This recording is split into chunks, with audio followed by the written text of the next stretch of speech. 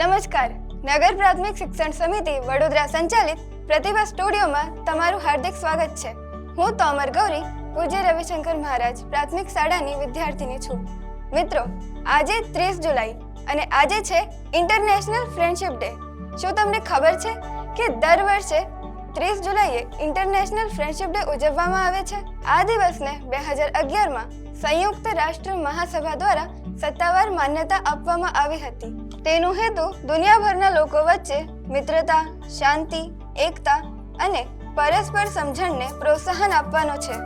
મિત્રો, સાચો મિત્ર એ હોય છે જે સુખમાં પણ સાથ આપે અને મુશ્કેલીના સમયમાં પણ સાથ ન છોડે. મિત્રતા આપણને વિશ્વાસ, સહકાર, દયાળુ સ્વભાવ અને એકબીજાને આદર કરવાનું શીખવે છે. આ દિવસે લોકો તેમના મિત્રો સાથે શુભેચ્છાઓ વહેંચે છે, મિત્રતાની યાદો ઉજવે છે અને એકબીજા પ્રત્યે પ્રેમ વ્યક્ત કરે છે.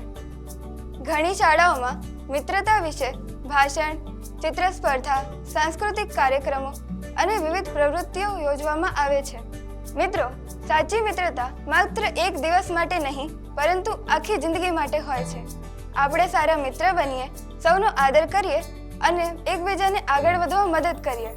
તો ચાલો, આજે આંતરરાષ્ટ્રીય મિત્રતા દિવસે આપણે વિશ્વાસ, સહકાર અને એકતાનો સંદેશ ફેલાવવાનો સંકલ્પ કરીએ. આ ફ્રેન્ડશિપ ડે વિશેની માહિતી તમને કેવી લાગી? કોમેન્ટ કરજો, લાઈક કરજો